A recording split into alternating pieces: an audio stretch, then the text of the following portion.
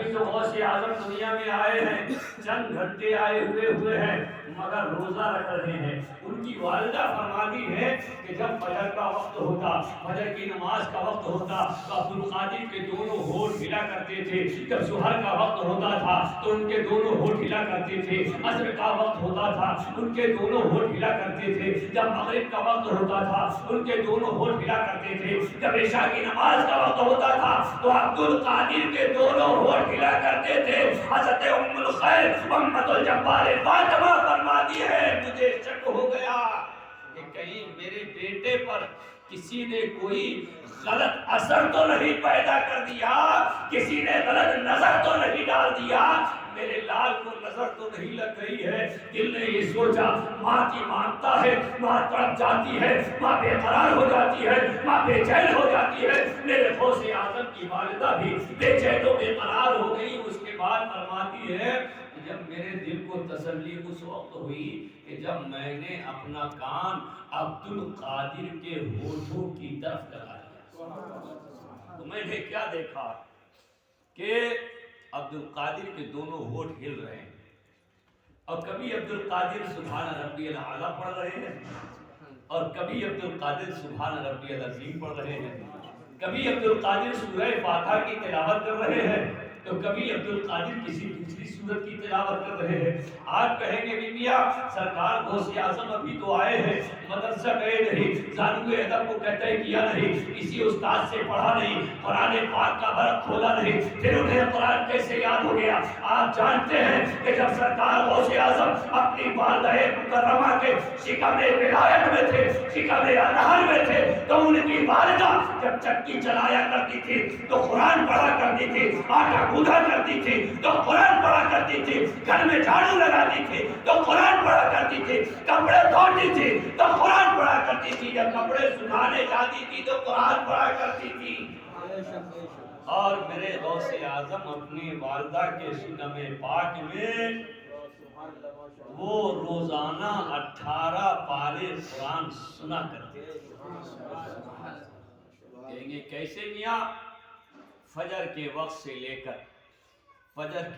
لے کر عشاء تک جتنا بھی وقت ہوتا، یعنی سونے سے پہلے وہ تلاوت قرآن میں لگی رہتی تھی، تلاوت قرآن کیا کرتی تھی، حتیٰ کہ روزانہ ان کا معمول تھا کہ پہلے سپارے سے لے کر 18 پارے تک روزانہ تلاوت کیا کرتی تھی۔ اور میرے آقا سرکار غوث اعظم رضی اللہ تعالیٰ عنہ جو ہے وہ روزانہ 18 پارے قرآن اپنی والدہ مکرمہ کے شکم اطہر میں سنا کرتے تھے۔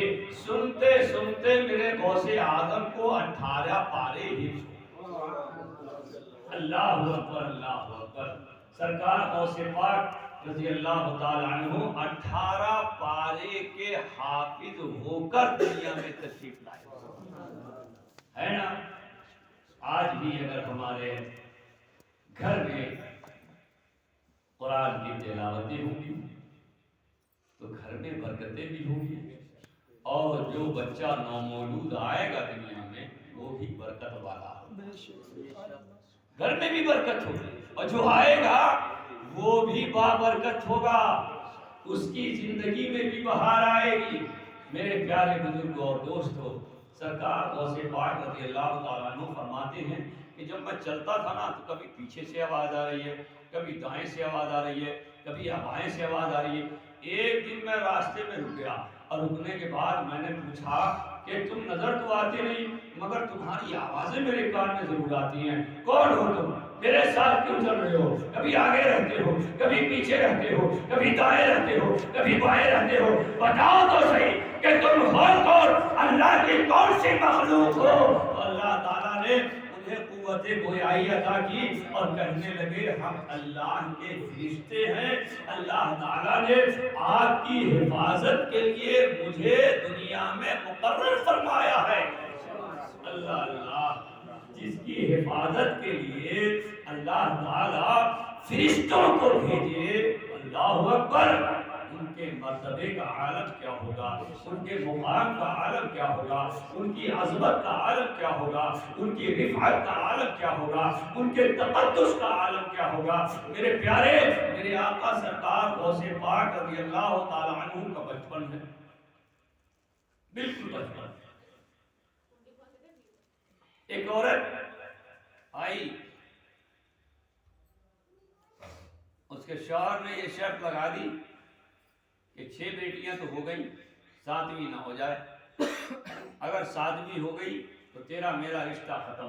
حالانکہ جو بیٹیاں آتی ہیں اللہ کی رحمت بن کر آتی ہیں، جس گھر میں بیٹی نہیں وہ گھر مثل ویرانے کے ہے، اور جب بیٹیاں گھر میں پیدا ہوتی ہیں تو اللہ تعالیٰ ان بیٹیوں کے قدموں کی برکتوں سے گھر کو رحمت و انوار سے بھر دیتا ہے۔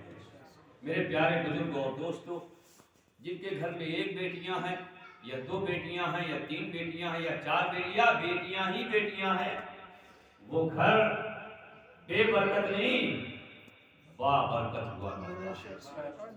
یہ پھر کبھی ہم آپ کو بتائیں گے کہ 1 بیٹیاں آتی ہیں تو کیا فائدہ ملتا ہے، 2 آتی ہیں تو کیا ملتا ہے، 3 آتی ہیں تو کیا ملتا ہے، 4 آتی ہیں تو کیا ملتا ہے۔ آپ تو بس اتنا سنیے کہ اس عورت کے گھر میں 6 بیٹیاں آئیں، 7ویں کی ولادت ہونے والی ہے۔ اب وہ پریشان ہو گئی، یا اللہ میں کروں تو کیا کروں، کہاں جاؤں۔ پاس پڑوس میں گئی، پوچھا کہ کوئی بتاؤ، کوئی تعویذ ویز دینے والا ہو، جھاڑ پھونک کرنے والا ہو، تو کوئی صورت بدلنے والا ہو تو بتاؤ، ہمیں یہ پتہ چل جائے کہ اب جو بچہ آ رہا ہے نا، جو شکم میں ہے، وہ بیٹی ہوگی یا بیٹا ہوگا، بس اتنا ہمیں بتا دے، ہمیں سکون مل جائے گا۔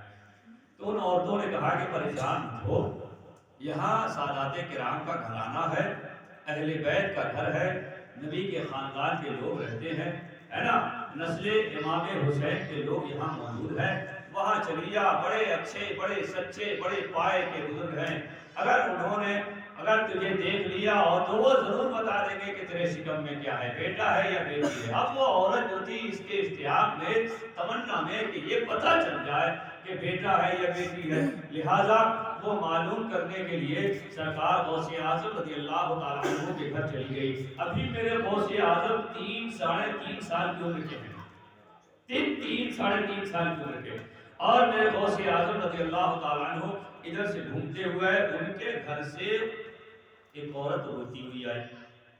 غوث پاک نے پوچھا، اے عورت کیا بات ہے، کیوں رو رہی ہے؟ یہ تو وہ گھر ہے، وہ در ہے، وہ دروازہ ہے، وہ گھرانہ ہے، وہ کنبہ ہے، وہ قبیلہ ہے کہ جو روتا ہوا آتا ہے، اس گھر سے ہنستا ہوا جاتا ہے۔ میں تو تجھے پہلی بار دیکھ رہا ہوں کہ تو آئی اور گھر سے جب واپس آ رہی ہے تو روتی ہوئی آ رہی، وجہ کیا ہے مجھے بتا۔ اس عورت نے کہا کہ کیا کہیں، کہ میں تو یہ معلوم